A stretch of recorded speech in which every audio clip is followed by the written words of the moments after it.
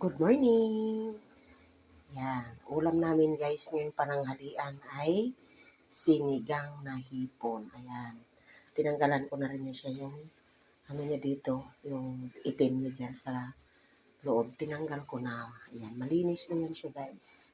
Tapos ayan na, kangkong muna inuna ko kasi ang hipon madali lang yan. Tapos, nagpakulo na rin ako ng aking sampalok. Fresh na sampalok. Yan, ibubuhos ko yan doon. Sasalain ko. Ayan siya guys. Ang bango nito. Yan, dudurugin ko yan. Tapos ilalagay ko na dito.